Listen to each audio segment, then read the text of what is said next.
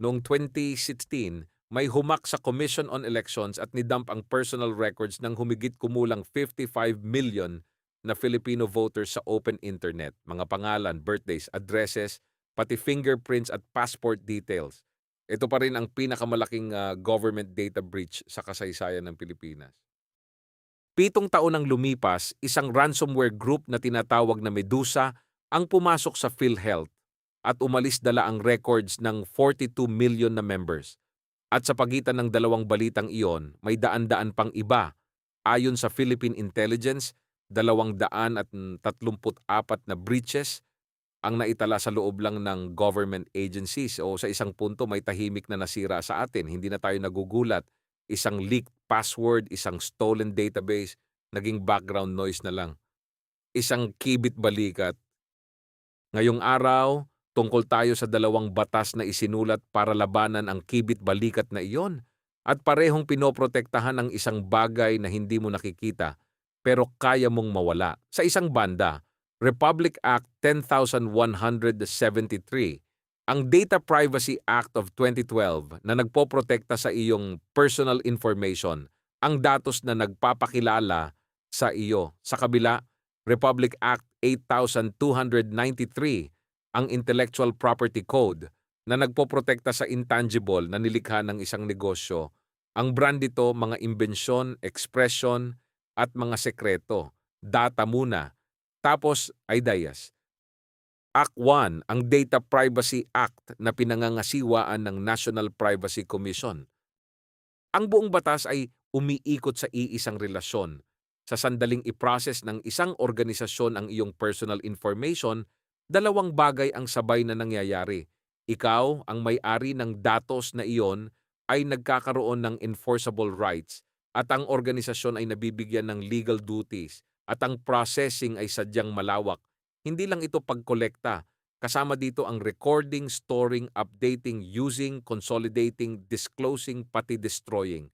Ganoon din kalawak ang personal information. Anumang impormasyon kung saan lumalabas ang iyong pagkakakilanlan o kaya'y madaling mabuo, pangalan, address, contact details. Pero may mahalagang linya na iginuguhit ang batas. Ang ordinaryong personal information ay nasa isang tier.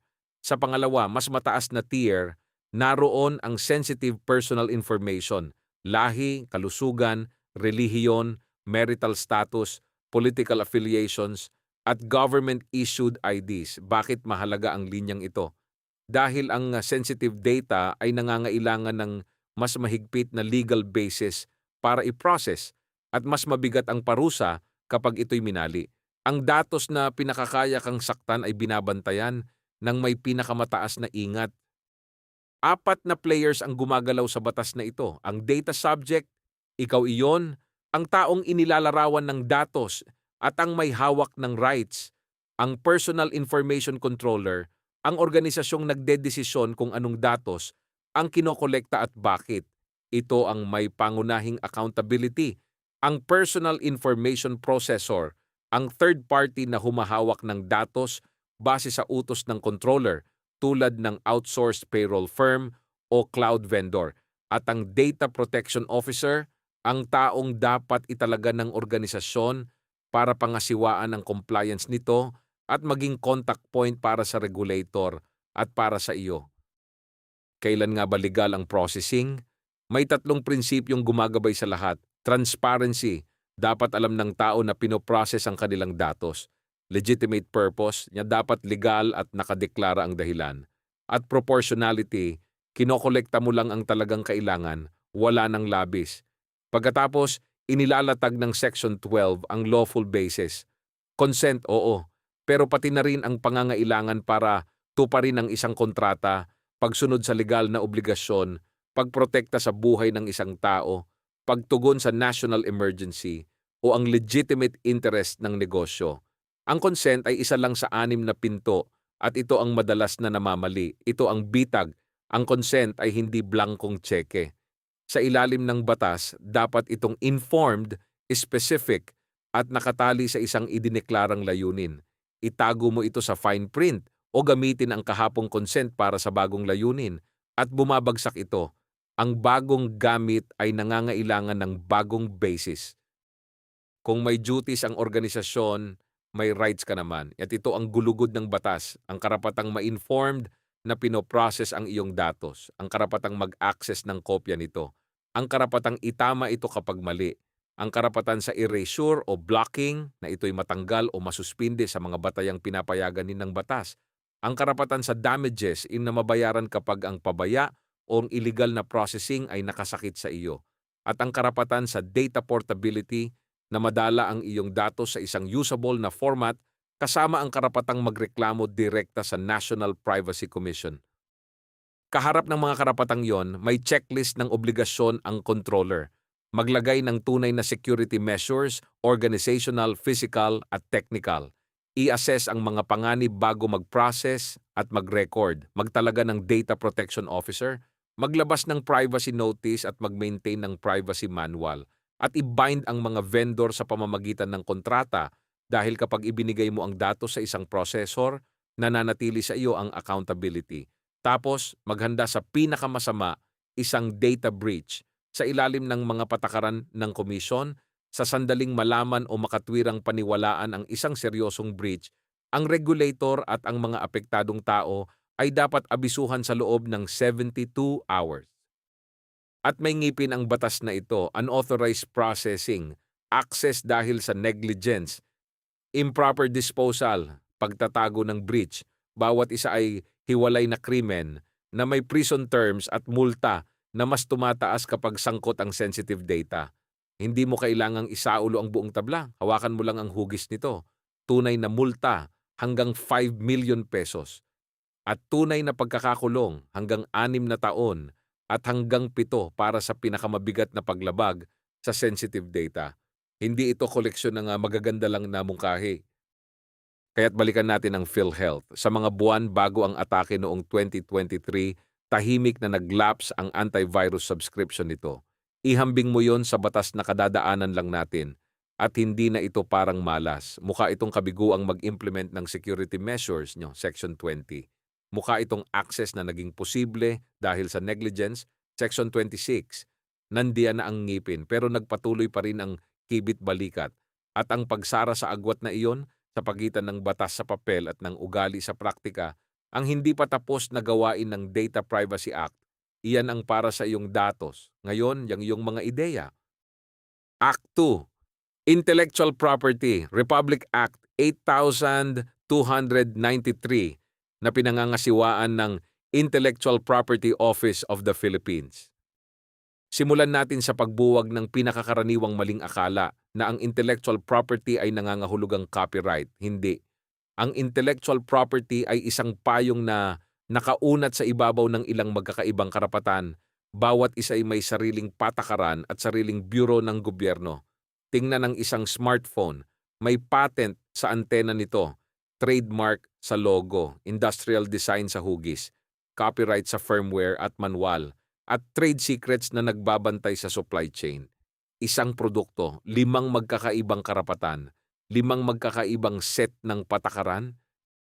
Mag-focus tayo sa 4 at pansinin na bawat isa ay sumasagot sa ganap na magkaibang tanong. Ang patent ay nagtatanong, sino ang pinapayagang gumawa ng imbensyong ito? Ang trademark, sino ang pinapayagang gumamit ng brand na ito? Ang copyright, sino ang pinapayagang mag-reproduce ng expression na ito? At ang trade secret, sino ba ang pinapayagang makaalam nito? Magkakaibang tanong, magkakaibang registration, magkakaibang haba ng buhay. Isa-isahin natin sila. Ang patent ay nagpoprotekta sa isang imbensyon, isang technical na solusyon sa isang problema. Pero hindi lahat ng magaling na ideya ay kwalipikado. Para maging patentable, dapat nitong lampasan ang 3 sukatan, dapat itong new, tunay na bago, kumpara sa lahat ng nauna, dapat itong may inventive step, hindi halata sa isang dalubhasa, at dapat itong industrially applicable, talagang magagamit. Lampasan iyon, mag-register sa Bureau of Patents at ang karapatan ay mapupunta sa first to file. Hindi mahalaga ito sa nauna sa imbensyon. Ang gantimpala, 20 taon para ipagbawal sa lahat ng iba ang paggawa, paggamit o pagbebenta nito. Tapos, non-renewable na, mag-e-expire ito at mapupunta ang imbensyon sa ating lahat. Ang trademark ay anumang nakikitang tanda na nagpapatangi sa mga produkto ng isang negosyo mula sa iba, isang salita, pangalan o logo. Ang swoosh ng Nike, ang golden arches ng McDonald's, pinoprotektahan nito ang isang bagay na banayad pero mahalaga, ang goodwill na pinaghirapan ng negosyo.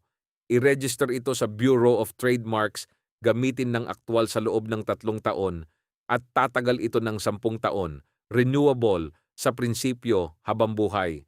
Ang klasikong kaso sa Pilipinas ay McDonald's laban sa LC Big Mac. May lokal na tindero ng burger na nagbenta ng patties bilang Big Mac na baybay na MAK. Ang McDonald's, may-ari ng Big Mac, ay nagsampa ng kaso. Ginamit ng Korte Suprema ang dominance test. Inihahambing ang pangunahing katangian ng dalawang marka gaya ng maririnig at makikita ng ordinaryong mamimili at natagpo ang confusingly similar ang Big Mac, ang hatol, trademark infringement at unfair competition, ang pagpapanggap na sariling produkto ang produkto ng iba. Ang copyright ay nagpoprotekta sa original na ekspresyon, pagsulat, musika, pelikula, software, at isang linya ang bumubuod sa buong doktrina. Pinoprotektahan nito ang ekspresyon, hindi ang ideya. Ang facts, ang konsepto, ang pamamaraan ay malaya para sa lahat. Ang iyong partikular na paraan ng pag-express lang nito ang sa iyo. At hindi tulad ng patent, ang copyright ay hindi nangangailangan ng registration. Umiiral ito ng otomatiko mula sa sandaling likhain ang gawa at tumatagal habang buhay ng may akda kasama ang 50 taon. May dalang economic rights ito na i-reproduce, i-adapt at ipamahagi at moral rights na makilala bilang may akda at tutulan ang pagbaluktot sa iyong gawa. Isipin ang Itbulaga. Nang lumisan sina Tito Vic at Joey mula sa production company na Tape noong 2023, inakala ng Tape na pag-aari pa rin nito ang programa, ang pangalan, ang theme song, lahat. Ang Marikina Trial Court na kinatigan sa apela ay hindi sumang-ayon. Si Joey De Leon ang lumikha ng pangalan, si Vic Soto ang bumuo ng jingle. Ang copyright ay sa mga host at inutusan ang TAPE na magbayad ng humigit kumulang 3 milyong piso na danyos. Ang aral para sa bawat negosyo ay tiyak, pag-aari mo lang ang nilikha ng iyong mga empleyado at kontraktor kung sinasabi ito ng kontrata, nakasulat. Ang pang-apat na karapatan ang pinakakakaiba, ang trade secret, isang formula, proseso, listahan ng customer, pricing model, ay hindi pinoprotektahan ng anumang registration. Ang buong proteksyon nito ay nagmumula sa mismong pagiging lihim na pinagbubuklod ng non-disclosure agreements, confidentiality clauses, at access controls, ang mismong mga safeguard na nag-o-overlap sa data privacy compliance. At iyon ang nagbibigay dito ng kakaibang haba ng buhay. Ang trade secret ay maaaring tumagal habang buhay hanggat nananatiling lihim o maglaho sa isang iglap sa sandaling ito'y legal na lumabas. Walang opisinang nagkakaloob nito. Walang schedule na nagpapatapos nito.